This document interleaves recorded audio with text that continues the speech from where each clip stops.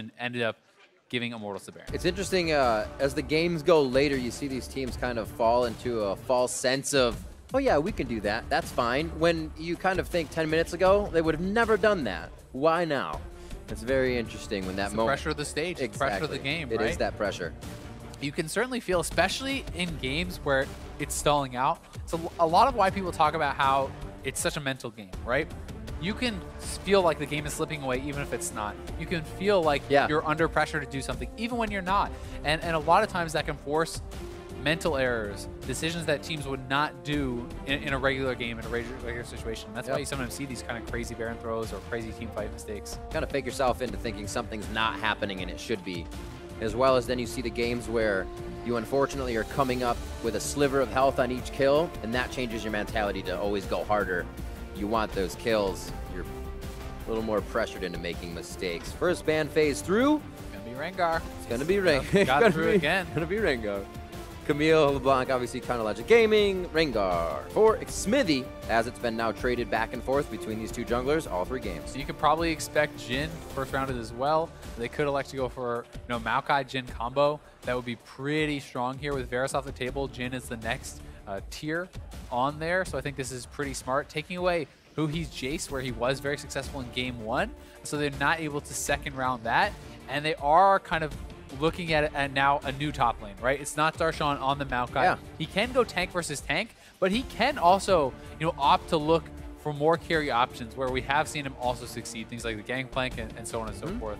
There's always the easy Nautilus pickup if that doesn't go to the wayside in phase 2, but last pick here for pick phase 1, there's the Ashe and Huhi into the side. What do they want? Grab the support. I think that they could grab Soraka here. The Ashe Soraka combo worked very well for them in game 1, and it did get banned out second phase in game 2.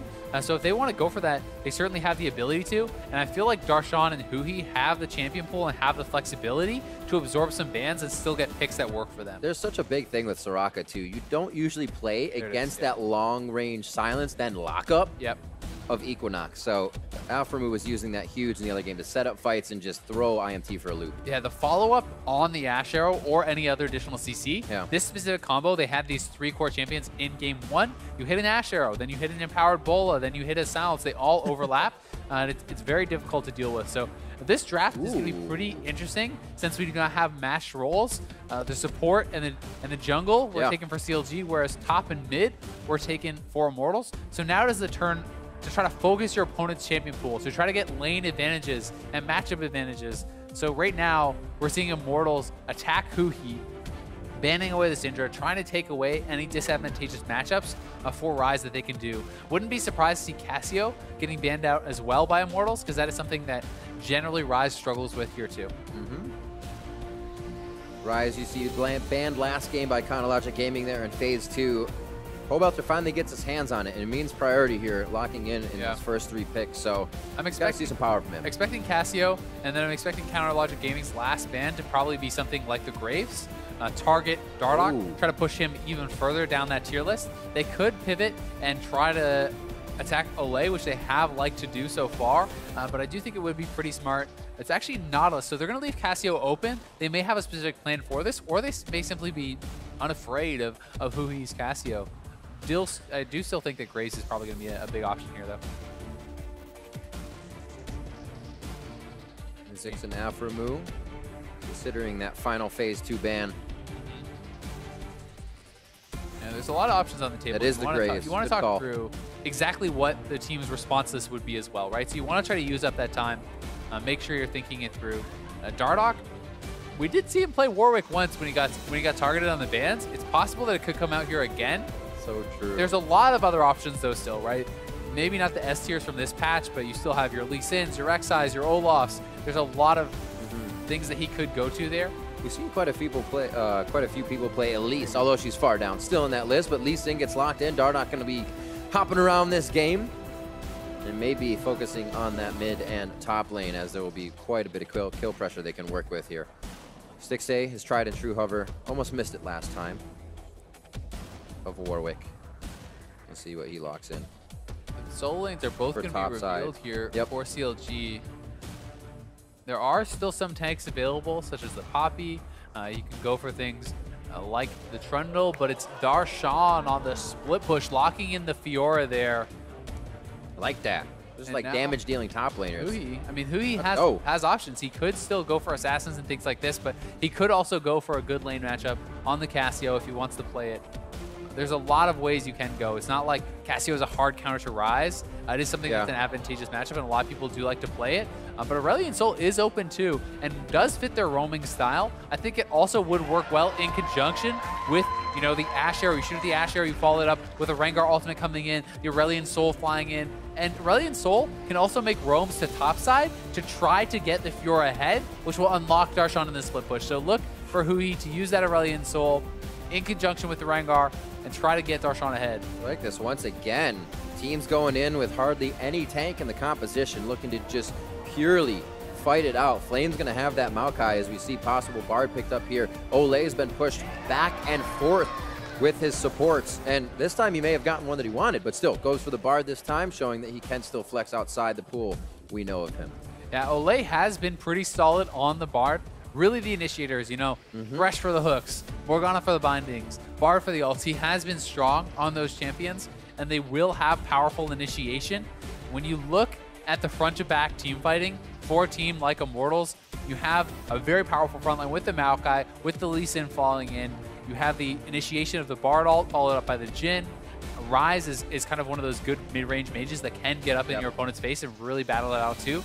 So a lot of this is going to be up to CLG to kind of stay maintained and not get flanked, not allow these guys to get behind them. Because if Aphromo is in the back healing his team up, great. But if he's getting kicked in or rooted up immediately by the Maokai, he's going to go down in a hurry. You almost need to stop all that commotion so Darshan can have free roam, pick a target in and out. That's exactly it. And giving Darshan time in the silence, right? Sometimes the way you win a game as a Fiora team is to never fight.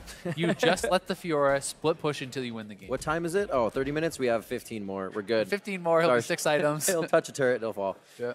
So putting Darshan back on the attack damage top laners. We're going to see him on Fiora this time. Aurelion Sol for Hui, but Rise on Pole Belter. He does get his pickup for this matchup. Quite a few switches for both teams.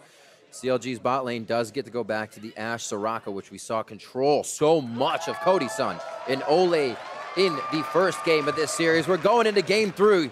You can see the blue side and the green side. Pick your side now because you will forever have to hold your peace until they play again. It's only week 5, but we are on the Rift, and we will see who decides this game. Chronologic Gaming back on blue, Immortals on the red side, and we're off and running. Certainly are. This game could be very explosive. Hui is known for his extremely early roams. Loves to use that W to really kind of push in the wave early levels and then look for roams, but there could be some action. Look at these guys setting up a camp in this bot lane, and 60 doesn't see him. Ooh, the binding stopping the damage on Ole. Smithy. A little crazy, but he'll obviously be fine. Yeah, I don't know if you want to go in there. Face check a brush at level 1. It's okay. So top lane dance, they see each other. A lot of level 1 commotion actually this series. Last time, a couple summoners were actually forced on CLG and Exhaust and the Flash. It's easy to forget about that 50 minutes later when the game ended, but still. Have been pretty active. Both teams looking to get edges where they can. Game 1, we had Immortals going mid lane with their Karma with Ole, trying to put some damage onto Hui. Yeah, the whole bot lane actually came. The Jhin threw down the Deadly Flourish too. Trying to get even more damage down. Teams are fighting more heavily for it, and CLG has always been known as one of the teams that does very creative, very prepared level 1s. Things like Darshan faking a leash, taking damage from a blue buff while his jungler starts on the bot side, on the red buff. So they love to do this kind of creative stuff, and it can really get you an edge. And here's Hui. This is what he loves to do. You can push in the wave very, very fast and try to bully out your opponent in this way. And then you simply base very early. Once you're you can look for roams to the side lanes, or you can just get that level 3 and then fly right back to lane. Hui hovering the bottom side, obviously telling Pole Belter that Smithy's going to be there, but they figure Rengar is already on his red anyways. This is a Storm Raider Surge Aurelion Sol as well, so that's going to be one fast dragon if he's able to get it going. We will see. He does like to control that lane. We see quite a bit who he can blast down to that second tier turret, but whenever they lose a bit of control, it just kind of fizzles out and they have to start working the side lanes, which is good, as the strategy also continues to work there. Just a quick push into Pobelter's minion wave here. He'll be set up for actually a few nice waves close to the turret. Ooh, nice little hawk shot there. As Dardoch is going to get spotted out, who he can shoot to the other side of the lane. I really do love the players that have their kind of unique champions, that have the ones that they're so good at. It's not necessarily meta, it's just them being really strong on it. You know, Froggen with his Anivia, Looper playing Singed a lot, Huhi with Aurelion Sol. These kind of picks, I think, can give you really nice edges in draft, simply because, oh, Flame's in trouble. Whoa, he went back out! Flash is in, 1 for 1, but he wanted the first blood. That's what we like to see. And that is actually really good for Darshan because the lane is going to bounce back to him. His wave is crashing into the turret, so some CS is going to get denied. And he will be able to get that first blood gold, so he doesn't have to expend his TP. The TP has to be blown for Flame to get back there and pick up that farm. Darshan can just walk back to lane and really won't miss anything here. Let's see this again. So what Flame was trying to do is he thought he had him in range, yep. It just barely didn't get him. Both flashes blown. Even more attention is going to have to be paid to the top side now because those summoners are down, and Darshan will have TP advantage. They have good lockdown. Like we said, mid and top here for Dardoch could be big. Yeah, look at this. Both junglers are already up here. So if Dardoch goes for this fight, Smithy will be waiting. And generally speaking, the second jungler to show gets the edge in these sorts of fights. They get kind of the right target selection. But Darshan is down a level because of the XP that Flame did pick up under turret. So that is something that they are battling against. And we'll see if they do actually pull the trigger here. This could be a fight that decides the game. Potentially. The cannon wave. Who's going to go first? You don't want to take that damage. Oh, here comes Small roam. There's a ward just to his left, so he will be seen. They'll get the ping off on that, but he feels like he can dodge over. He'll see Dardoch call that out. Top lane still going for the fight. Dardoch is doing everything he can to hit Huhi, but he wants to get to the team. Huhi's very low, right? Bit of a scramble. Yeah, they have to get out of that one. Dardoch was definitely the changing factor in CLG thinking they had the upper hand. Yeah, Dardoch in that bush. Huhi flies straight through him and does take a lot of damage for his troubles. Will not have that kind of fly cooldown back yet either. And both these guys are somewhat low. This is, oh God. Straight in. That's going to be HP win only on the side of Immortals. Can't really see the abilities that are going down. But Darshan's still in. Remember, his flash is down. He's basically baiting himself. Sliver. The Sapling could be ready soon. Both of them. Throws out the Q. Sapling not ready. Pobelter looking to clean up. Here's going to be one. No, the flash from Smithy gets him on the Rune Prison. A few more attacks, and he still gets the assist over to Dardoch and Flame. Darshan gets taken down there by Pobelter on the rise. Roams up, and it's the rise that makes the roam work, not the Aurelion Sol. That is a game-changing fight there for them. You got him going. Have to be aware, though, that roam, almost, you could call it late, as Pobelter just felt he could farm mid, but CLG overstaying their welcome, and now they try to do bot, really just zoning out Ole here. Likes to stay when those turrets are going down. It looks like he's going to follow in the same fate of the turret. Flash forward, deadly flourish, a few more attacks, the summoner heal! Coming in from Cody's son. What a bromant. They keep him alive and get out alive. He does, with but everyone. You have to ask yourself, how is Immortals bot lane losing so badly that they just lost their turret at before 6 minutes? Anyway, back to the top lane fight. This one was very, very close. Dardoch almost going down, does not want to let the vital proc that would have been a kill for Darshan. Ooh. And then 1 HP, I'm being told, was left on Smithy there.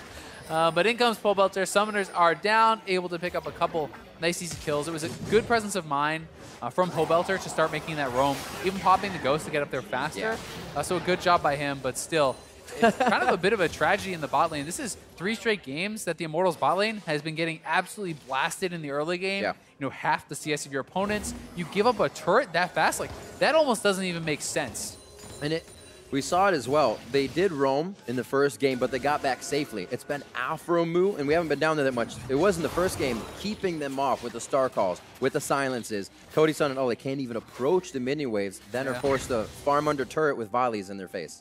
Yeah, exactly. And now kind of establishing some control. So the bot lane is doing very well for CLG again. Thanks to that scuffle after the initial first blood, Flame is looking pretty strong in the top lane. Not only is he up in farm, but he's gotten some kill and assist gold, so he's going to be kind of right back in there, and that was big for Flame. They couldn't let Darshan get snowballing. Still could be very dangerous That top lane goes quiet for a while, and Darshan's just able to farm up. Oh yeah, definitely. Good pressure from CLG as they get some deep wards. IMT's looking to clear. Maokai, if he's ahead or even, he can hold on for a long time. Yeah. But as soon as you start falling behind, it gets out of control really fast. And CLG is trying to set up that situation, right? They're trying to put him behind. They're trying to control the topside jungle, even just by getting vision. They can make the roams that much easier for Huhi and the ganks that much easier for Smithy to really focus on that top side. So Immortals is doing a good job fighting back, even just for the vision control, contesting CLG in the jungle, and trying to stop this from being taken over. 6A may get caught out here. Ghost. He's got the shrine, but it's not going to hold. Rune Prison's going to be the next thing to come out. Just missed him on vision, got him in the secondary. And Huhi does fly down to the assistance of his bot lane. But now back to the side lane push. They know Pobelter's pressure is going to be focused on the outside of the map now. We just saw this red buff being the priority of Xmithy. They have not been able to get it, though. Yeah, they are just kind of consistently threatening this. This is the same thing. As I said, just try to threaten that top side jungle, control the vision, look to force plays there. Slight approach from Flame. Him and Darshan got into it for a second there on the mini-map. It's the buff that never ends, Riv. Goes on and on. Just waiting for to make a mistake. Looks like Ole is going to be the last one at the buff. Pobelter draws an exhaust, flashes the arrow over the wall. This is a little bit of what they're looking for. They can't take the straight fight here, so they're looking to draw summoner spells, find somebody out. He connects. Ooh. Get the flash for the distance, and I don't think Dardoch wanted that one, though. Don't want to give too much up, but they do pressure out Darshan for a minute. Yeah, he wanted to flash out of range of that resonating strike there, make sure he could go down, and Darshan going to collect some fruit. Get back up that top lane and see if they can't take down Flame, who's pretty far up there. Has his flash. We'll see if he does get slowed. Hit by the slow. Smithy's here now too. Go down, lock on, throw it out in front. Doesn't look like they're going to be able to chase Equinox, just missing. So they can't get the lock up on him. So Darshan gets a little bit of pressure. CLG answers immediately in that top side, making sure that Flame has to blow his teleport to get back to lane. Darshan's will just be up, and there may be a play they can make, but I'm sure Darshan wants to farm this out. 51 to 70 right now as he's just trying to build up his items. And Cody-san has been allowed the time to catch him in farm, so once again, you know, very behind in the early game, is able to pick up a lot of the farm thanks to the fact that his team had strength in the mid lane, and they could rotate Pobelter down there early, and they're looking to catch Darshan. Will that completes just barely? So close. If he TP's back still, though, they're going to look for the dive. So Darshan is probably going to have to make the long walk back, which will mean he misses more CS here. And that's definitely tough for him because although he had that great start, now he's TPing. This could be dangerous. Bard isn't there anymore, so likely we'll be okay. Yep. Actually, the moment of the safeguard from Dardoch over the wall to let him know he's okay. So Flame backs. He's obviously low on mana. Expended it all. And we finally get the Tiamat here. A little bit of health. Pretty key for Darshan. Life steal, I should say. For Ole didn't Darshan. actually stay, you know. Yeah. Had Ole been a little bit more patient, if he TP's in there and dies, that can put you so far behind. When you expend the teleport, then all the waves crash, you lose all that experience, you fall so far behind. It's definitely been a little safer in his moves this time. And a lot more warding from that bot lane. As soon as they got broken out last time, it seems like they kind of floundered a little bit and tried to control where CLG went. But Immortals, step ahead in the warding, are able to get some into that top side of CLG's information. It seems to be helping stay alive for now. 3-1 as we start this game off, but no particular lead in anyone's favor. First turret blood for CLG. I believe it has been all 3 games. They're quite strong on taking those down. We'll see who makes the first move towards the Infernal. And that has been Immortals that have been prioritizing the Dragons more heavily throughout this series. And they have been very good about timing their Dragon takes around their opponent's basing and things like that, thanks in part to their vision control and knowing when their opponents aren't there to actually stop that. So with their jungler on the bot side of the map, they could look to do that. A lot of it often comes down to, though, who is able to actually make the first pick. And this is a long lane here. Smithy has the ultimate. They're looking for the fight here.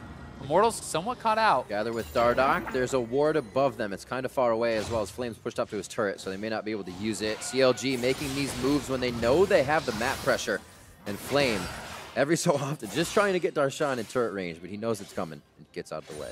Darshan able to anticipate that, and Flame is battling pretty well here, holding on. The early tabbies help a lot, and it will be Immortals as expected starting this up, especially with Smithy not having the ultimate. It's very hard for that Rengar to actually get involved. And look at the Jhin from behind. He's ready for the ultimate. Opens up beautiful vision as well. The arrow onto Jhin. Cody's son's gonna have to approach the fight. Smite from Dardoch as he flashes out, leaving the dragon very low for Xmithy. Dardoch, a sliver of health, trying to approach, and they are now chasing CLG down the river. It doesn't look like CLG has a paddle for the moment. They're gonna be able to drop Xmithy now. Red buff transfer over to Flame for a top lane assistance. Deadly flourish on Cody's son, one more shot. And now they're gonna be looking to finalize on Aphromoo. They pull off the turret. Could be in their favor more than those follow-up kills. If Darshan bailed out on the chase, he decided to go towards mid lane. A lot of low health bars for Immortals, though. Maybe he could have got something done, and now they are kind of lying in wait. Gonna see if these guys do stick around a little bit too long. It looks like it will not be the case, however. Good pressure by Flame. We'll see that one again in a second. Top lane was all evened out, so time here for Immortals after some pressure, but they lose the dragon. So Smithy in onto Dardoch there, able to get a lot of damage out on him. Dardoch actually got just too close to the bush, and he got vision, able to jump straight in. Olay, with a pretty nice Bard ult defensively, is able to keep him alive, and then safeguards out away from Huhi. But this does give the dragon, oh my god, Smithy failed that flash on that wall. That is an easy one. So you definitely got to make that happen, and it ends up being the kills to Immortals. The Infernal does go the way of CLG, but for now, the strength is certainly in Immortals' hands. Yeah. And since they have a fantastic team fight, grouping, initiation type comp, they need to be the ones to push the pressure and kind of initiate and start fights. Don't allow the game to just delay and delay and delay and get Darshan to that stage. So now it's on Flame. He has to get stuff done. It's a mid laner's war when the fights start like that. See Huhi and Pobelter on the top, and Pobelter charging up nicely. Rod of Ages is finished. Tier is currently at 364 of 750, so actually getting that charge at a pretty rapid pace. 2-0-1 for him is finally getting to a good start this game, where he may be able to pressure that advantage a bit. He's kind of been hitting on the result of engagements lately, and they haven't been his own. We'll see that power from him. And we'll certainly see that power increase as he hits level 11 for level 2 Realm Warp. You can look for those engagements from further away, so he can kind of use that power that he has built up, as you said, and look for the engages with the team. You know, even Realm Warping in his teammates. Flame is very strong right now too. You can set up the Realm Warp. You don't even have to go in it. Just send the Maokai in. Yep. That sets him up for the flank. Then you all pile in. You look for the engage, and that's what they need to do. Because CLG wants this game to go slow. They want this game to have no kills. Nothing happened for the next 20 minutes. They're smiling because it means that Fiora is farming and will eventually get that lead in side lane. Already a Hydra. Not going to be able to do too much. Ooh. Pobelter caught out. Back.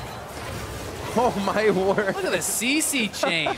Ash that arrow is unfortunate. into the Aurelion Soul Stun, into the Silence Root. They will trade turrets. We'll see how much they want to go for. Nice Bard ulti. It's so interesting that both teams are just able to now, after a dragon, after the reset, be so out of place. A hit in mid, Xmithy then in the jungle. Seems both teams kind of in a fluster right now. Mid does go down in the favor of Counter Logic Gaming. Still good for Immortals. Because of that pickup on Smithy, they have the numbers advantage pretty easily on the bot side here, and they're going to get 2 turrets instead of just the 1, plus the kill trade. Just toying with Darshan, in and out. And Stixxay is going to hold off in the jungle and just back there. So Immortals acting very quick off of seeing the pressure in the mid lane, say, top is ours. Let's go for it. They're able to do just that, and now it's Darshan in a pretty scary world.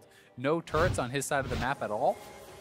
Here is this engage again, and it's all about the CC chain. This is a lot of kind of what you're buying into when you do draft this composition for CLG. So Ash Arrow, they're going to follow it up with the Aurelion Soul Stun, and you see Afro prepping the Silence.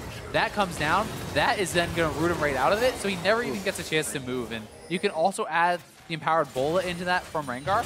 So they have powerful CC that they can layer up, but obviously you need to kind of have the time to do it, and you don't always get that when a Maokai's charging down on you. Huhi and the rest of the team of Counter Logic Gaming playing very well off mid Fog of War. Previous Jace game, as well as setting up a few things here. You see Dardoch and the rest of the team saying, need a few more wards on the shoulders and be safe from a lot of those engages. That still doesn't stop CLG from engaging straight down mid lane or across the entire map. We'll keep an eye on that. Dardoch has been having a much better game for himself. Finally does get that good start, and it's Smithy on the receiving end. Not looking too hot on the Rengar so far. Has not been able to really get anything done this game whatsoever. So, you know, he's having a bit of a tough time. When your Rengar falls behind, he gets a lot less effective, right? If you're under-leveled, if you don't have enough items, you can't pull off those kind of easy one-shots. And since he doesn't have the CC immunity on his W now, it's harder to get out of the fights as well. So you do definitely start to get in a tough position. And now this is Immortals trying to enforce their will on the team. Look for a big Bard ult here. TP coming in. Down to the backside. Stixay's locked up as he goes for an arrow. The team focuses there. Flame onto Hugi, but they have Xmithy there. He is a big tree. I don't know if they're going to be able to take him out too much. Curtain call from behind. Cody-san gets himself in a good spot and still takes an arrow to the face. Stixay goes down for his troubles. A deadly flourish over to the left side. Nice job to take down Hugi. Oh, the ultimate healing back up. Immortals is finding their hits. Pobelter goes down. Darshan looking for the fight now. If they can get out of Cody-san and Ole, they're so squishy, just out of range, but they could have that red buff burn. He turns around trying to get a last shot out. And Darshan with the late arrival to the party starts it off. Darshan, triple kill for him as the dragon is spawning so big for CLG, and Ole not going to get caught out, but that is the last thing you want. This is the worst person for Immortals to see those kills going over to, as Darshan is going to be so strong off of that. Immortals really wanted to try to force their will in that fight, but they were not able to get the proper setup. Their team got split. They didn't have the strong battle lines that a composition like this wants to have. And when you have all these individual little skirmishes going on, this is where it can go bad for them. So, see it again. You know, Pobelter is running away here. It's kind of two here. There's two up top. There's one coming in from the bottom. You can see Dardoch is now split. 3 men chasing up there. There's all these little fights going on. This is where CLG's composition will succeed, right? Smithy able to jump in and out of the bushes, kind of get a lot done for him, and nice ultimate there does interrupt. But this is really why CLG was able to succeed, because there's not 5 people focusing a Fiora, 5 people focusing a Rengar down. They're all spread out, so these guys can kind of go around and duel people one after another. Yikes! So many dashes and jumps as well. Yep. Changing your focus here on this Counter Logic squad. And you got to remember, you got quite a bit of heals coming in from Summoner as well as Wish. Soraka can provide for the team. That's another really good point. The long fights usually go in the favor of Soraka because the more heals you get out, it's a second, a third life bar, especially in conjunction with the Fiora ultimate getting proc. That's healing. Fiora gets a lot back from the lifesteal on the Ravenous Hydra, as well as the vitals, and they're looking for Pobelter. He is flashless. He steps back. He has to into the damage, but they play that he's out! Realm Warp out. There's no burn, no red buff. Safe. Very nicely played by Pobelter. They're able to come back with a kill here. One last Sonic Wave. Hugi is able to deny a bit of distance to Dardoch. CLG running parallel to them down the river, or I should say jungle to the river, and they get out of this one. So, Immortals still has a trick up their sleeve to say, CLG, you feel like you have the upper hand. We'll play right into that. That was a great play save from Pobelter, staying alive, denying the last vital, kind of hugging that wall a bit. The fact that he lives is massive as it gets them that kill. He's scratching his slows down. Definitely a better game for him. They did prioritize that Rise. He's got to be feeling a lot better here with some kills and damage under his belt. Looking like there could be a wrap down quite quick for himself as they find Xmithy. No stun on the Cosmic Binding, but he might be seeing stars soon. He's definitely going to be seeing Stixay. The rest of the team's coming. Can they follow up? Hugi trying to separate, but Hugi putting himself in front is not the best way to separate the fight and your teammates. Immortals takes advantage of that right quick. And that is exactly the kind of fight that Immortals wants. They started off, they're a 5-man squad all on the same side. Fiora arrives to that fight, but how does she really get involved? There's no way for her to run straight up the middle, so now is going to be another turret off the back of this, and this is a gold lead that's extending quite a lot for Immortals. Darshan really wants to be in a side lane, farming it up, playing it slowly, but Immortals is pushing the pace, and even though 1 or 2 fights have gone bad for them, now comes the Rise. After Mu gets out, can they close off Xmithy? Rune Prison, Deadly Flourish. The CC from this team is ridiculous. We also see why the Rise added in that CC and damage is usually on the ban list. So much follow-up crowd control here from Immortals. They're going to get another turret, I think. I mean, CLG's just backing off, and Immortals is just roaming around as this squad, not allowing Darshan the time to actually get in the side lanes and get any pressure down.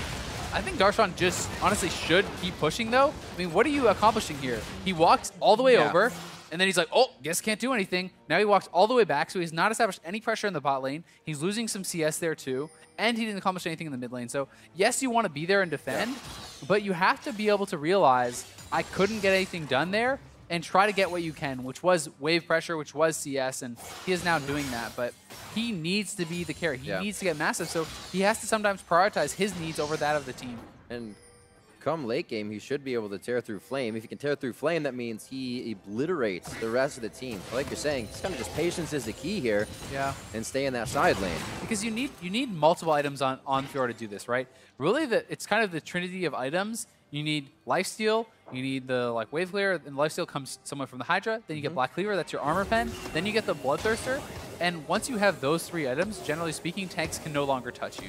You simply out-lifesteal their damage, and you're shredding through them with the Black Cleaver. Yeah. So that allows you to really, in conjunction with the Vitals and the true damage you get, smash them. But until you're at that stage, you're not going to be so dominant in the side lane, and you're going to be less impactful in the team fights. So with the current map, what is the best way the rest of CLG facilitates that for Darshan? It's getting vision, right? You have to be able to make him feel safe in these side lanes. So if you look at the extended vision of CLG across the map, there's no deep wards right now, right? So they need to be able to kind of move their vision lines up slowly, piece by piece. Once they have this blue side of Immortals jungle littered with wards, Darshan can push aggressively, knowing when people are coming to collapse on him. See this fight against Pobelter. He is in the minions trying to reach the Vitals. Bottom side, dashes for it. Pobelter hiding it against the wall. Could come up with a kill. Oh, he gets it. He's in the heal now. He could actually perhaps get out because Soraka's coming. Yes, he's going to be running towards him as well with that passive movement speed, so they'll have him very quickly. Aphromoo just on the heels of Darshan and Huhi. They're stopping each other halfway through with a wall of opponents. Dardoch picks up a kill. There's the Bard ultimate to come out and try to disengage. Everybody takes the journey. Aphromoo wants it. Can he get the stun? He receives one himself. But that is Darshan in the bot lane, giving a little bit of love to Immortals. That 2-for-1 trade, the Soraka ultimate, massive in the turnaround, keeping him alive long enough that Pobelter felt he had to flash out. That allows him to proc the last Vital, which allows him to survive till the rest of his team gets there. That was a big turnaround. Another couple kills go over to Darshan, and he really needed that. As if another fight went bad for him, it would have been pretty devastating.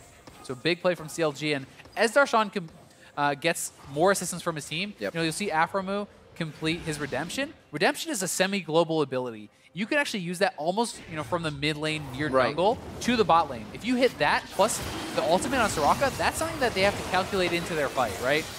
Is Pobelter considering the extra health that he's going to get from that? And how does this feel for Darshan? You're talking about getting that health steal, or life steal, I should say, from the side lane, so he can just hang out if he's not in combat and get sustained up. Now we'll see this fight again. And this is very well played from Pobelter, trying to hide his last Vital. He should have just stayed there, though. He doesn't. He moves away from the wall. That actually not only cost him his life, like the Vital proc, but gives Darshan the ultimate proc, right? So even if he died, it wouldn't have been as powerful a heal without the last Vital being procced. And now Immortals setting up for the flank. You can see they want to go for this. Flash forward. Ooh, that was Ole. Smithy.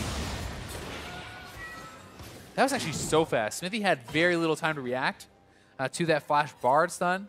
Gets over the wall here. Big for him to not get picked off. That allows Darshan to keep split pushing. Smithy trying to hold him off at bay. They're going to see Pobelter here in the bot lane quick. I wonder if they try to activate something. Darshan's on the top. And there's the arrow. They will try to, as soon as they saw Pobelter, it was Ole. Remember, the Bard ult was just used. GLP from Huhi putting on the extra damage to get the kill. Now flames in the eyes, but Dardoch puts himself in. Double kick as Huhi's the main target. Darshan's here. Darshan is in. They're on to Flame. They said, tank? What tank? Cut him down and make him some lumber. Now it's Cody's son. Last shot. They do find Darshan as he tries to edge out of the fight. And now it's Cody's son backing off. They get what they need, which is pressure on the turret.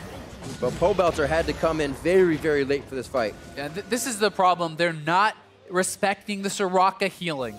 It messes up all the math on these plays. Dardoch, you kick in the Aurelion Soul there normally, great. He just goes down. Instead, he gets healed massively back up, doesn't die to the turret, buys them so much time. The power of the Soraka is not being respected here by Immortals, and they are paying big time for it. Smite is available for Smithy. Cody's done. He should be able to take this down. Okay. This makes it a little bit scary, but you still have Smite, you still have Q. There you go. They waited it out. Smart play.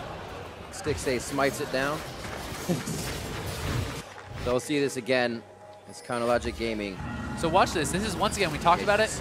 Arrow, silence, stun, all three overlap. Olay, he uses his flash to engage. No chance for him. Now, Dardoch makes a good play, or what would be a really good play in most situations. So he kicks him in. Then watch how much healing he's getting. Afro move. There's the ultimate. Now, there's Redemption. 1W, 2 Ws. There's a third heal coming out. Then the Fiora ultimate comes down. It's all piggybacking off of itself, right? You're allowing people to get the time to get their abilities off and to heal up and to get even more out. So Soraka really enabling that dive. And Afromu has been huge this game, even just with the R press.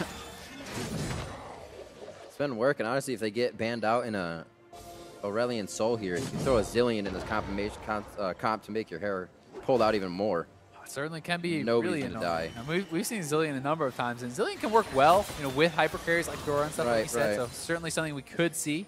But he has been doing very well in the Aurelion in this game and got his hands on it. You can see the tanky build that he's going as well. He wants to be in the mix, make sure he can't get bursted down, and allow this time for Afro to heal him back up. So he's frontline. He has a Banshee's Veil. He has 2 items that stack HP, Merc Treads, right? This is a very tanky build. Yes, he won't do as much damage, but he'll always be in the fight, slowing you with the orbs, being annoying, and being this semi-frontline tank. So I think this build, especially in conjunction with the Soraka, super smart.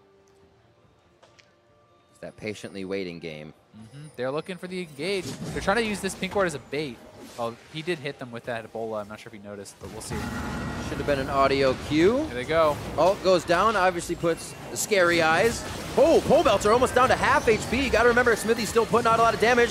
Seraph's Embrace for Pole Belter. Curtain call onto Smithy. Main target should go down. Last shot. And he actually gets hit up by Pole Belter. Teleports our Katie corner to herself. And it looks like Darshan's on Cody-san. Going. Cody-san goes down. Look at all the healing from the ult. Hit. He is on everyone. Can't find the right vitals. Push to the other side, but he can't get a lockup out. And he goes down from the crowd control. GA coming back up here. Turret focus is not even what CLG's looking at. They want to hit the health bars before they get the minion wave up there. And Darshan is still looking for the fight. Immortals cannot even approach this right now, and CLG is using the strength to their advantage. Look, this Afro mode just heals all the carries back up, does not prioritize his health bar. That is the correct play. Even the pick on Smithy should have been a kill right off the bat. It's delayed so much by Afro. And then the team committing to the kill on Rengar allows Darshan to come in. Cody-san split from the team, goes down to Darshan, and that really did push it their way. And this is something that should be such a fast kill, but once again, just track how much healing is coming down on Smithy, right? He's already been healed for well over 1,000. He gets healed again, and then again, and he's finally goes down, but now Cody-san, he's back by himself here. The Fiora's coming in. He should have been getting out of there. That is a big positioning error from the AD carry, not respecting the TP Fiora. And Darshan, this is something that most players in this situation would not have done.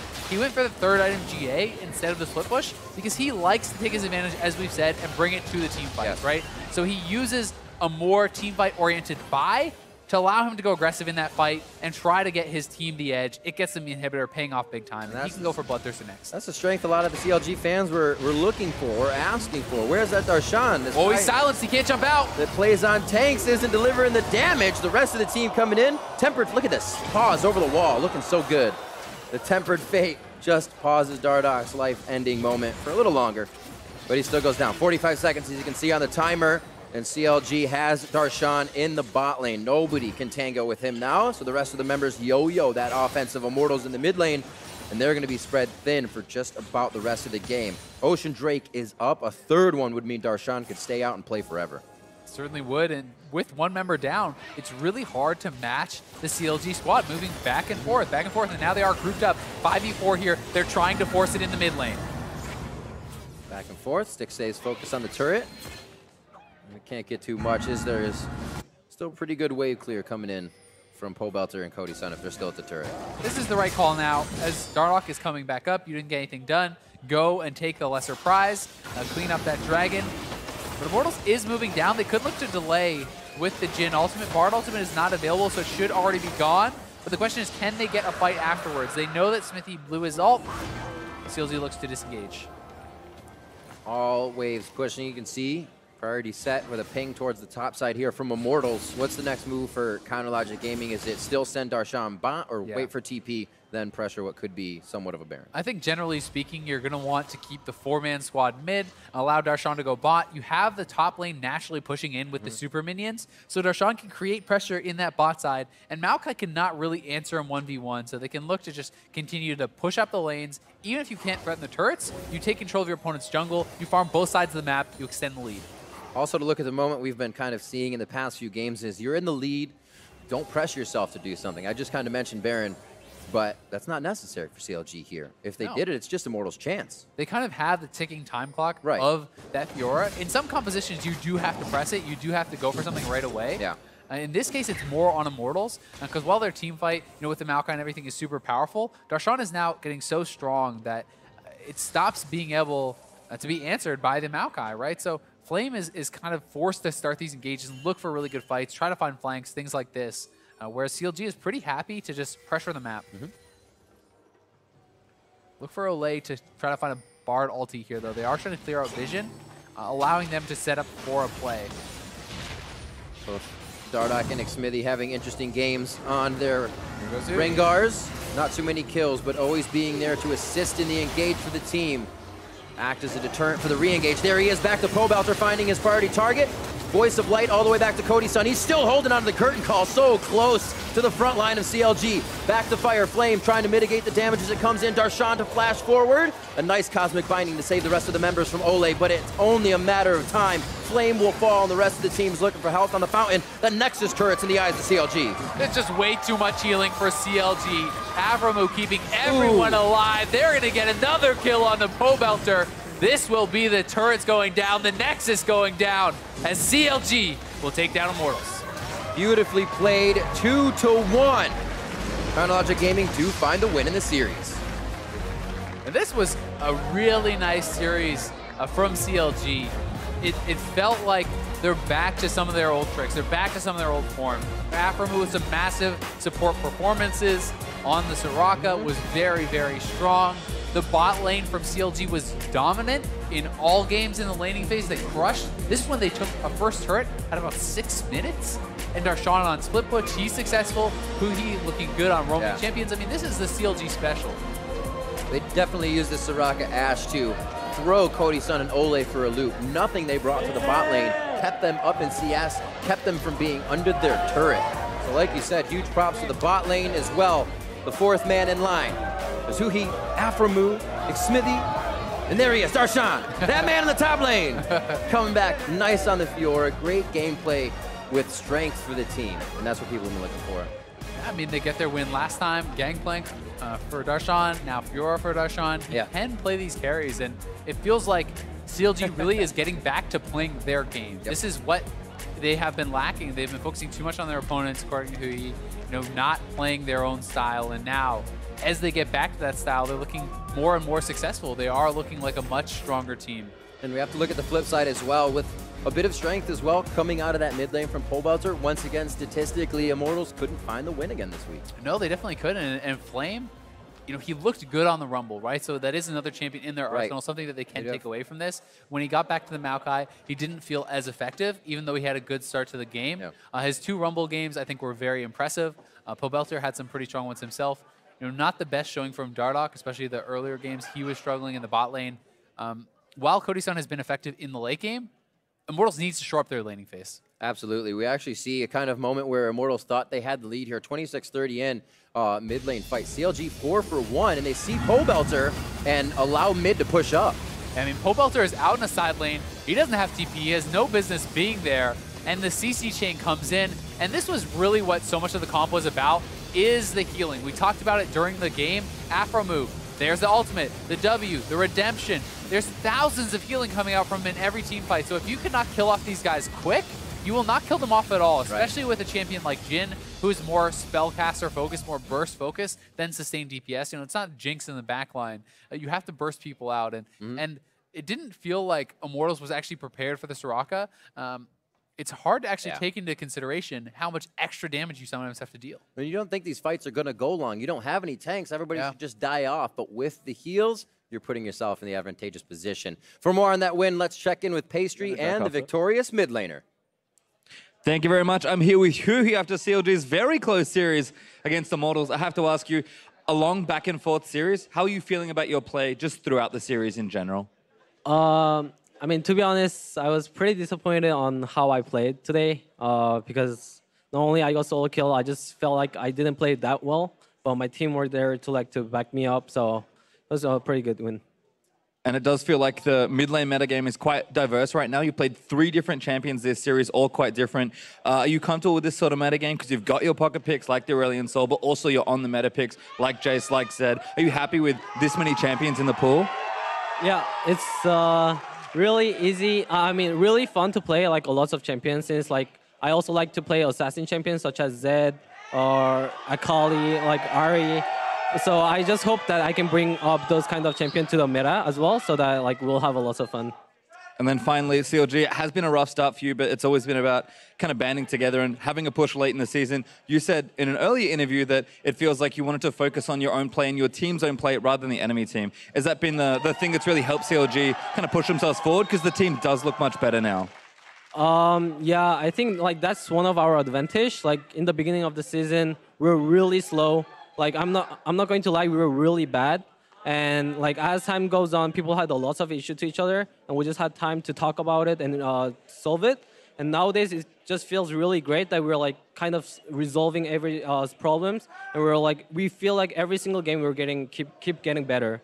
Well, congratulations. Great series there and a fantastic win for CLG. Thank you, Huhi, very much for talking to me.